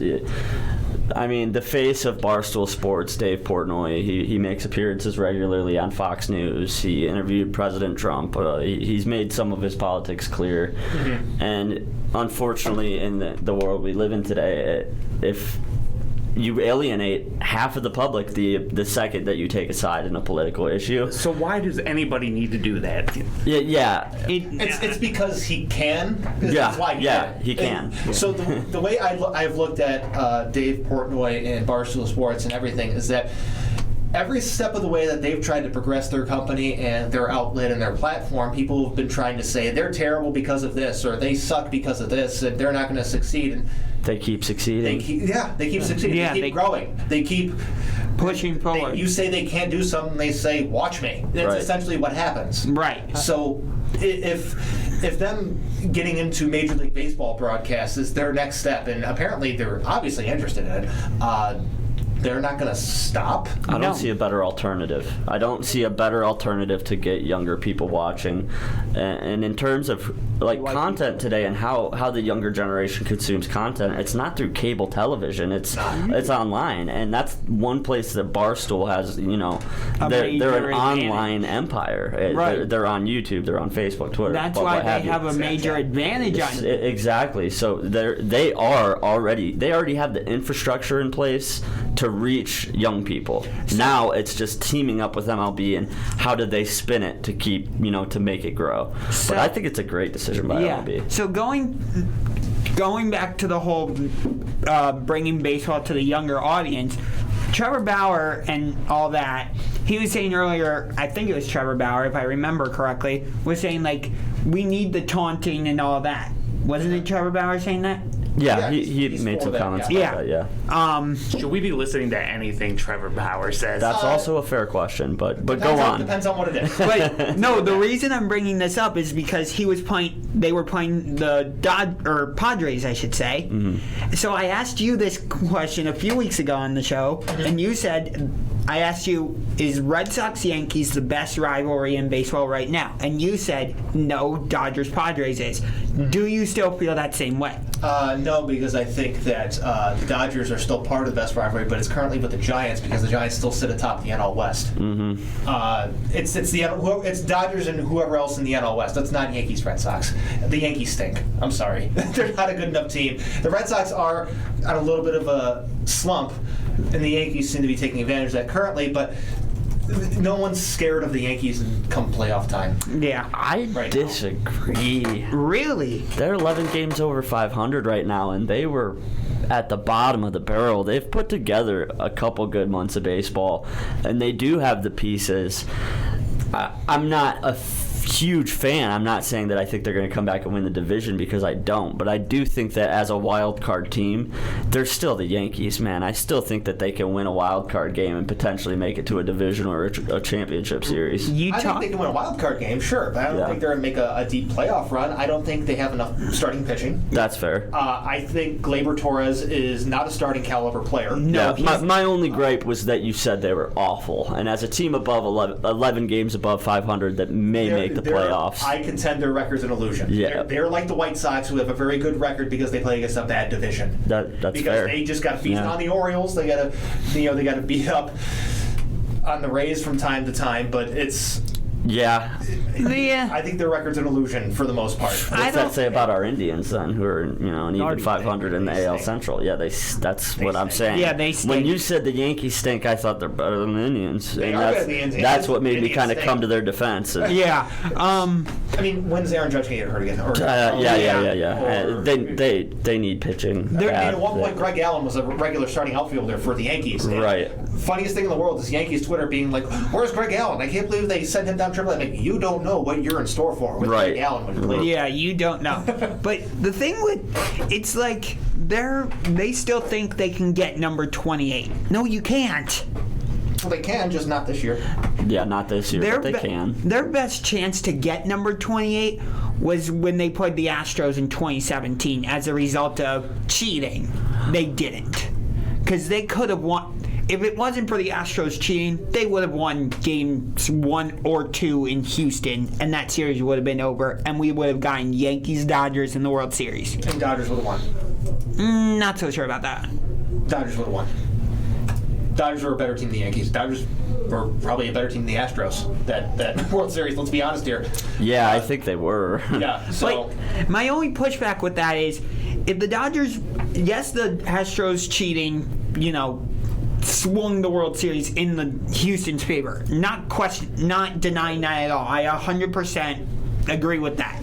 However, the Astros were able to go into LA and they won games 2 and game 7. Mm-hmm. So they were able to win 2 games on the road in that series. Right. And the Yankees just added Gallo and Rizzo, too.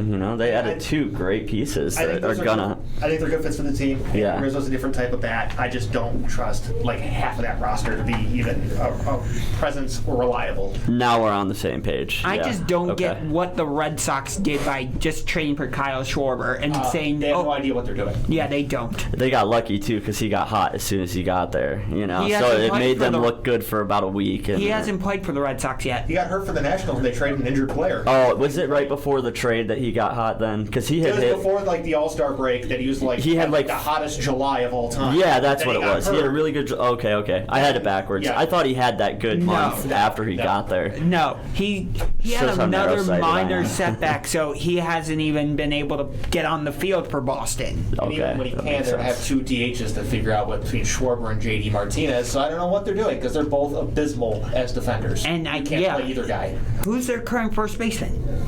Bobby Delbeck. Mm-hmm. Oh, they're not going to put him at first base. Schwarber has limited experience at first base. Yeah. But we need to hit a break real quick. Then we got our final segment, which is just kind of a miscellaneous hodgepodge of stuff. And I think Kramer's got a quiz for us, don't you? Yo. Yes. Quiz time. It's segment 8, final segment of the show. Yes.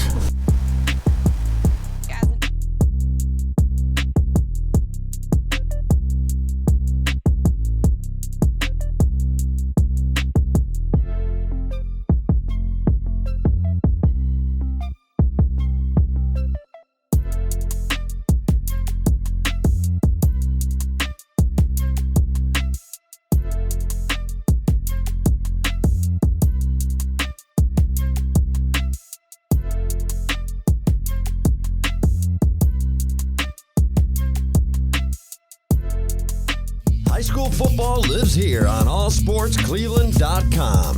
Talk of the land, Valley View, Cleveland. So, Chirk, are you going to be taking care of all those high school football broadcasts, or?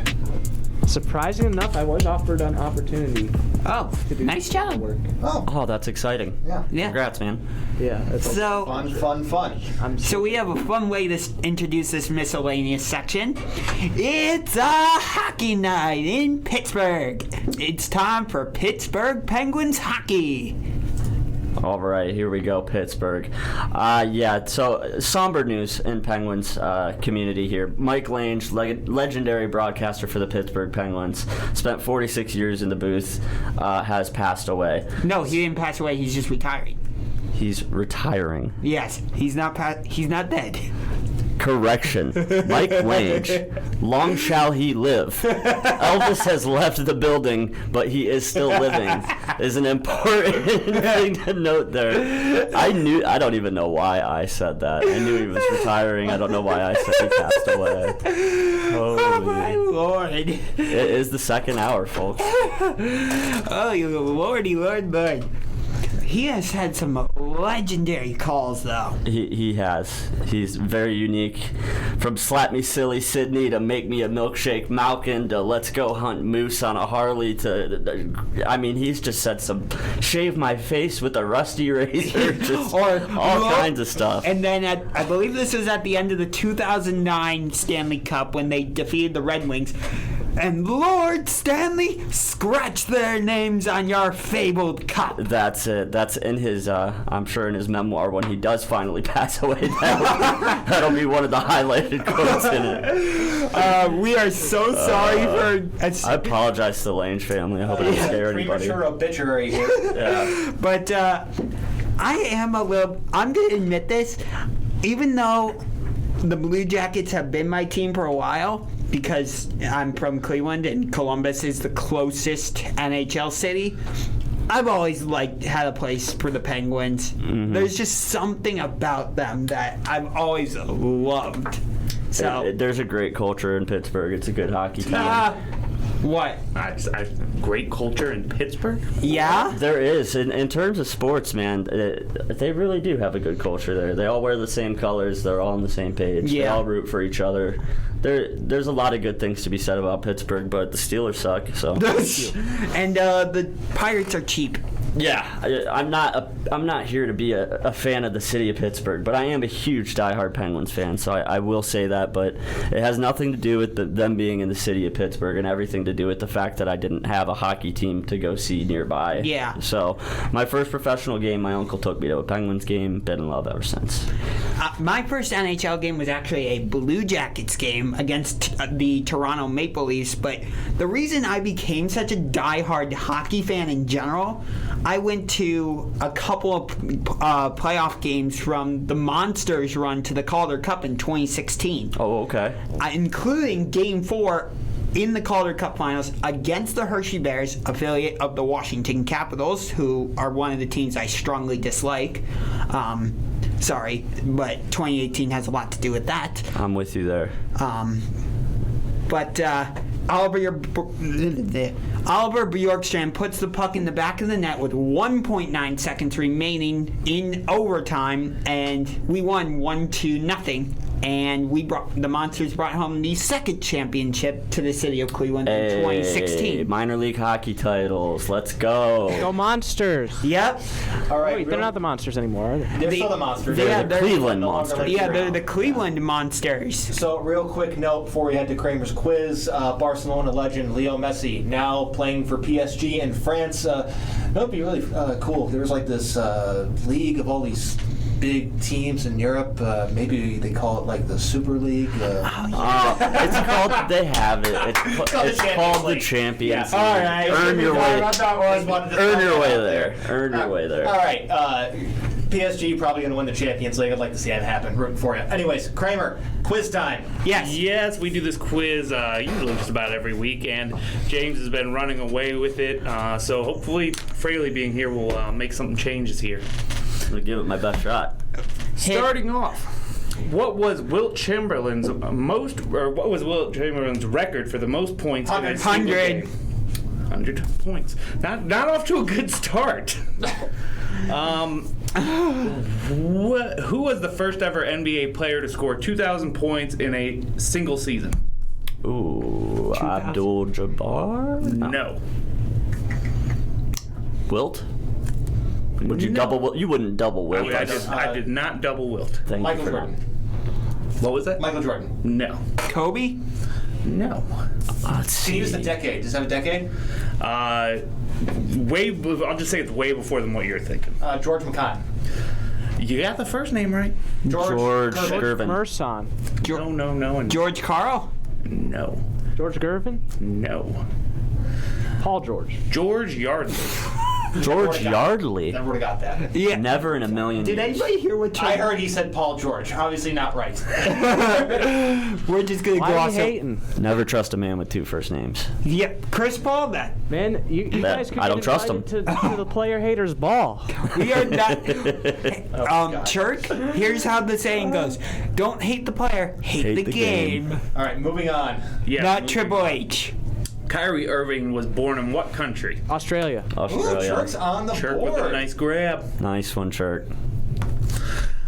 Nate the Great. He's known for holding the record for the first ever quadruple double. What was his name? Nate Thurmond. Nate Thurmond. There you go. Good one, Nate Josh. That was a good pull. We're having a bit of a competitive game here for once. Yeah. Too bad AG is missing out. Who scored the most points in a single game in the 2000 season? Basketball. Jerry Basketball. 2000 season. I can't even hear Jay. Kobe Bryant. No. Tracy McGrady. No. 2000 season. Most points in a single game in the 2000. Oh, in a single Carter. game, so high game. Jerry Stackhouse. Allen Iverson. No. Shaq. Yes. Yes! Okay, 2000 Shaq. 2000 Shaq. I wouldn't have gotten that.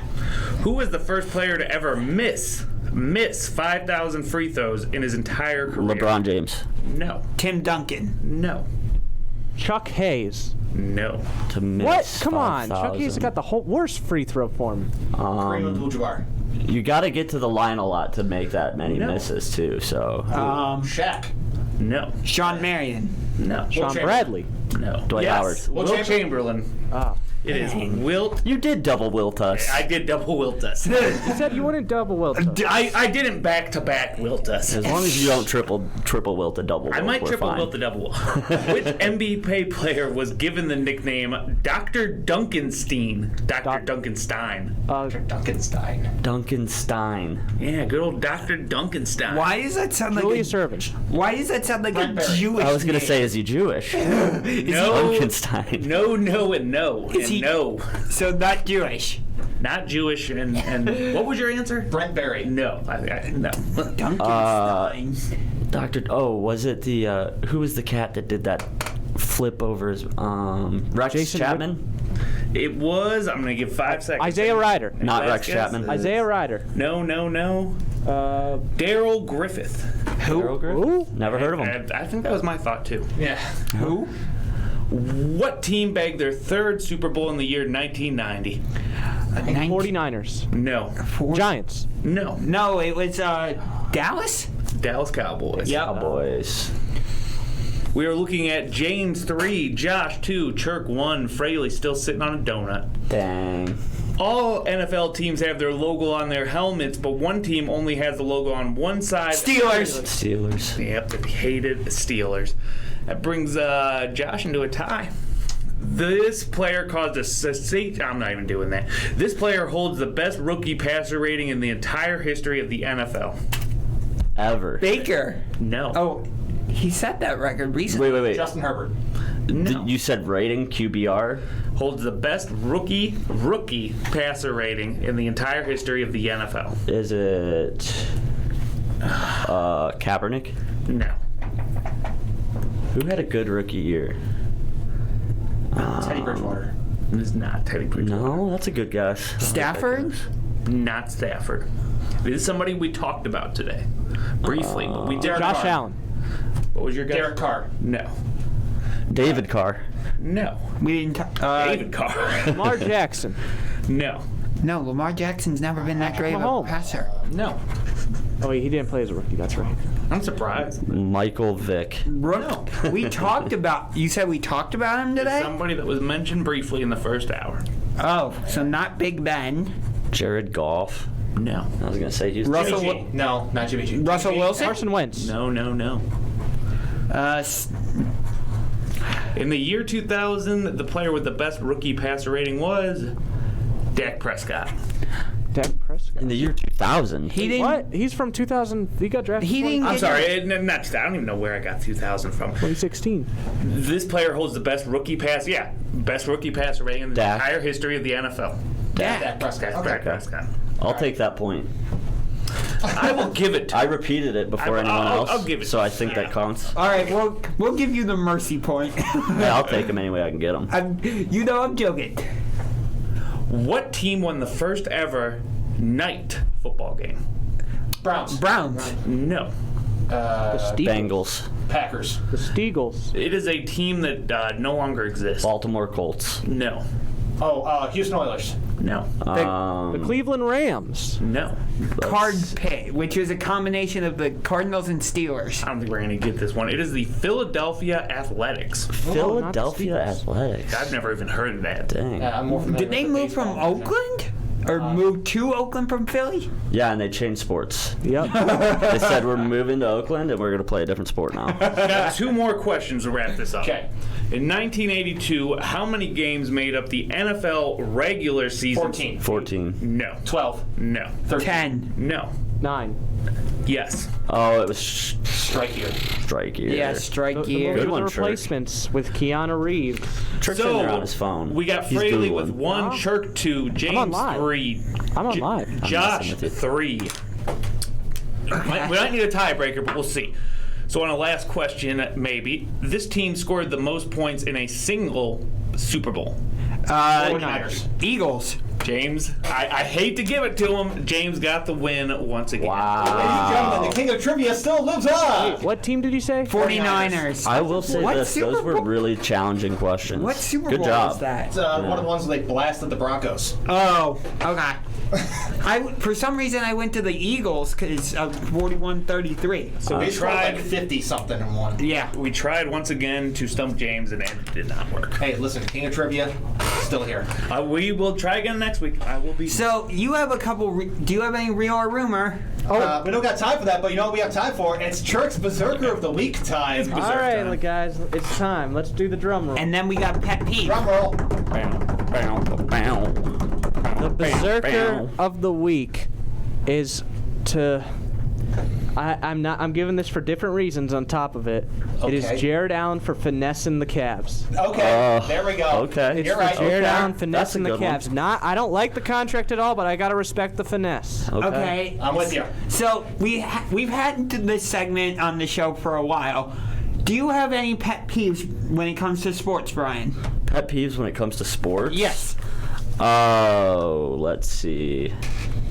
I have a lot of pet peeves with like the way sports are covered. Okay. Yeah. I dislike when it's more of a soap opera narrative than it is about the game itself. So ESPN, basically. First take. Yeah. So Yeah. just ESPN's your pet. Basically, ESPN is my pet peeve. Okay. Fair enough.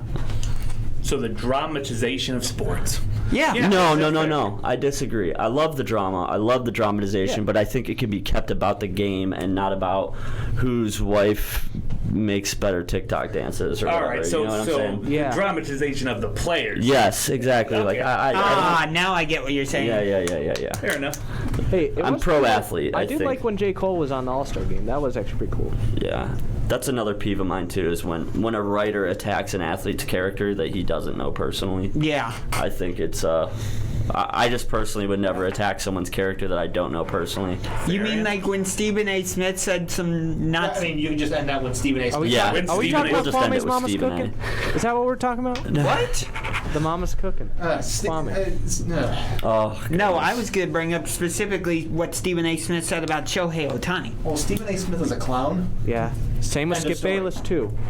All those guys. Like I said, we gotta wrap things up here, but I'm gonna finish it with this. Those shows, Skip Bayless, Stephen A. Smith, Shannon Sharp, whoever's on those, it's just like two drunk guys in a bar yelling at each other. Yeah. That's all it is. By the way, if ESPN is listening, I will take any job that you have to offer. Yes, me. I will So- praise you and Stephen A. Smith Yeah. and say thank you, Almighty God. The same but here. We have to wrap things up here. This has been So What's the Catch on All Sports Cleveland. We will catch us. You can catch us next Wednesday from 2 to 4.